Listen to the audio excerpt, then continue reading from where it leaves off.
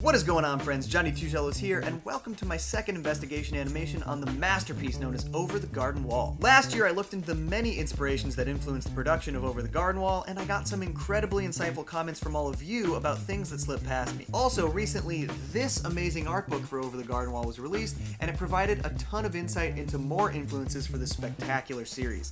So I figured since it's Halloween time again, it's time to follow up. So get ready for the many more inspirations of Over the Garden Wall. Johnny Two Cellos! First up, we're actually going to talk a little bit about the pilot for Over the Garden Wall, which I failed to do in my last video. The show was originally titled Tome of the Unknown, and the pilot episode is called Harvest Melody. One of the biggest influences on the series were vintage Halloween postcards like these. The pilot's character, John Crops, and his car were clearly inspired by this card, and you can see that some of the vegetable people were probably inspired by this card. Wait a minute. Is that... No, it can't be. I'm Pickle Rick! Alright guys, I sincerely apologize for that. This illustration by Jose Guadalupe Posada helped with the design for the car-eating alligator seen here. Apparently images of Hansel and Gretel riding swans in various versions of that story also may have inspired Wirt and Greg's goose riding adventures in this pilot. To me, it also looks like the goose scene in the stop-motion film Hansel and Gretel, an opera fantasy, could have probably inspired the design for the goose in Harvest Melody. Greg! What? Goose. Moving on to the first episode of the series, the Old Grist Mill. This beautiful opening sequence that helped set the tone for the series was apparently inspired by the Rocky Horror Picture Show. And this specific shot of a cat riding a carriage also seems to be influenced by a couple more of those vintage Halloween postcards. This first sequence of Greg and Wirt walking through the woods has got some gorgeous shots of the woods itself. This shot of a twisting tree is almost identical to this beautiful shot in the spectacular animated short film Hedgehog in the Fog. When we meet Beatrice, we see her lurking in the trees overhead, and this was actually meant to invoke imagery of the Cheshire Cat in Alice in Wonderland. Now, apparently the giant black dog seen here was inspired by an old folk tale about the devil who appeared as a large black dog to guard buried treasure. I couldn't find the specifics of this story, but historically black dogs have appeared in folklore quite a lot. The rainbow eyes for the dog were said to be inspired by old illustrations of Hans Christian Andersen's story The Tinderbox, and there are many illustrations of this story, so here are a few images I think may have influenced the design. The second episode, Hard Times at the Husk and Bee, drew a ton of inspiration from those vintage Halloween postcards I brought up earlier. This seriously looks like it was almost directly inserted right into the episode. Here you can see the pumpkin folks dancing with a black cat, which is also pretty much directly in the episode. How about this one? This look familiar? And I would even say that the pumpkin in this looks a heck of a lot like Enoch. The third episode, Schooltown Follies, is an episode I covered pretty extensively in the last video, but there were actually a couple things I missed. The look of these cute animals was actually pretty heavily inspired by the series of comedy shorts called the Dogville comedies, which filmed with actual live dogs. The ape costume that Jimmy Brown wore drew design influences from the 1932 film The Murders in the Rue Morgue. I talked a bit about Shirley Temple's film Curly Top in the last video, specifically when covering Greg's Potatoes and Molasses song, but what I missed was that the character Father Langtree also paralleled Mr. Wyckoff from Curly Top. Singing in the dining room. Madam, is this the kind of manners you teach them? Is this what I've been paying for?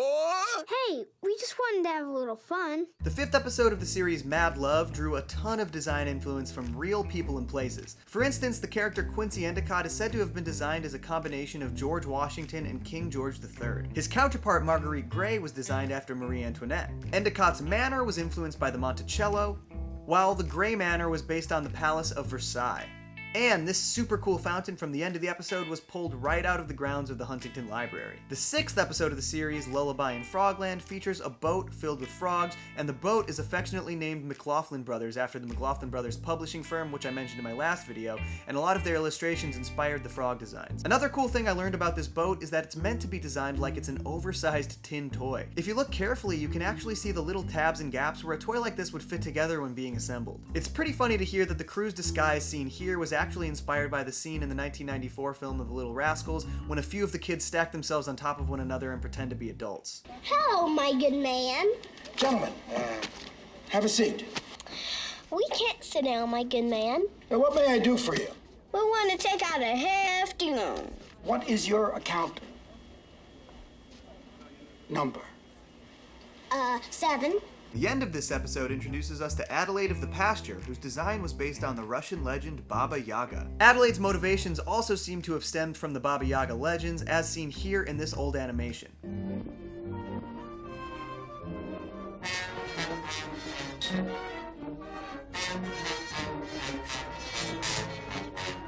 Basically, she was a witch who kidnapped children, just like Adelaide. The 8th episode of the series, Babes in the Wood, is another of my favorites, and in the last video I made, I claimed that the title was pulled from the classic Disney silly symphony of the same title. But I have actually since learned that both of these things probably took the name from a 16th century folk story. The story is actually pretty dark. It's about two kids whose parents die, and then they go to live with their aunt and uncle. After this, their uncle gives the children away to some criminal types, hoping that the children will die so that he can collect their inheritance. The children do end up dying huddled together in the woods, and their bodies are later covered with leaves by birds. Censored versions of the story saw the kids actually sent to heaven rather than just dying in the woods, and I think it's safe to say that some of these concepts and imagery are apparent in Over the Garden Wall. As you can see here, Greg and Wirt are covered by leaves as they drift off to sleep, and during their slumber, Greg seems to ascend to a heaven-like place called Cloud City. Before falling asleep, Greg says a little rhyming prayer to a star in the sky. Star, oh star, up in the sky, guide my dreams with light that shines.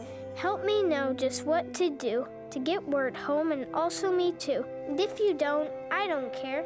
I'll pull down your underwear. This is very reminiscent of the 1954 stop-motion classic Hansel and Gretel, an opera fantasy. Seen here, Hansel and Gretel both say a little prayer before falling asleep next to each other in the woods. Once they've fallen asleep, the stars in the sky begin to shine and sparkle, and subsequently, a few angels descend down upon Hansel and Gretel.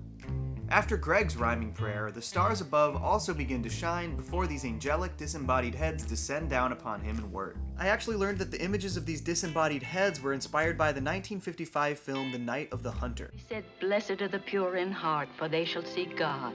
In my last video, I said that the ascension itself could be attributed to Little Nemo Adventures in Slumberland, but I've actually since learned that it seems to be more directly influenced by an old Disney silly symphony called Wynken, Blynken Nod.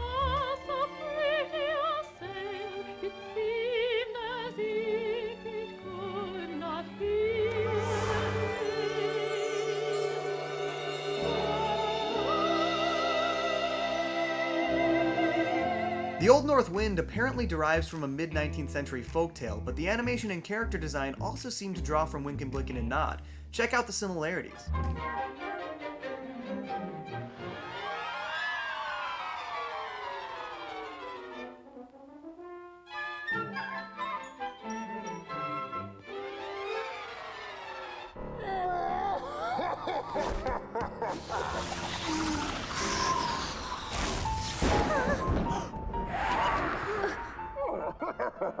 And so folks, that looks to be about the end of our second dive into the inspirations of Over the Garden Wall. And so the story is complete, and everyone is satisfied with the ending, and so on and so forth, and yet, Over the Garden Wall. Sorry guys, I know that the ending to this is pretty much exactly the same as my last video, but it just works so well. If you guys catch any more references that I missed, please post them in the comments, and maybe we'll get a third video out of this. The loveliest lies.